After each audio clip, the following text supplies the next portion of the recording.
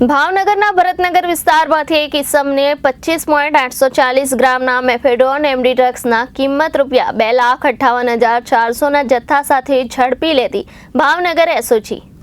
ગુજરાત સરકાર શ્રી દ્વારા નશામુક્ત ગુજરાત અભિયાન સમગ્ર ગુજરાતમાં ચાલુ કરવામાં આવેલ છે। અંતર્ગત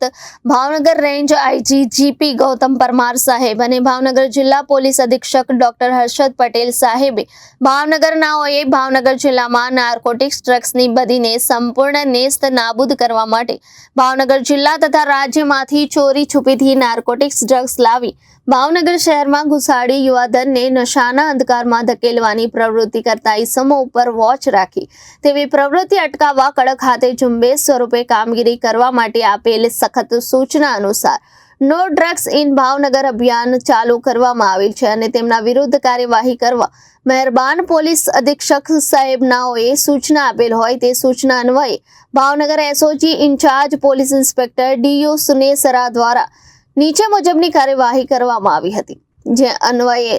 ભાવનગર એસઓજીના પોલીસ ઇન્સ્પેક્ટર ડીયુ સુનેસરાનાઓના માર્ગદર્શન હેઠળ એસઓજી પોલીસે ચોક્કસ બાતમીના આધારે હનીફભાઈ સુલતાનભાઈ બેલીમ ઉંમર વર્ષ 48 રહે ભરતનગર જૂના 2 માળિયા રૂમ નંબર 956 ભાવનગર વાળાએ પોતાના ઘરમાં મેફેડ્રોન એમડી ડ્રગ્સ જેનું વજન 25.840 ગ્રામ કિંમત ₹2,58,400 તથા 2 મોબાઈલ ફોન કિંમત ₹10,000 વગેરે સહિતનો કુલ મુદ્દામાલની કિંમત ₹2,68,400ના મુદ્દામાલ સાથે મજકૂર ઇસમને પકડી પાડેલ હતી।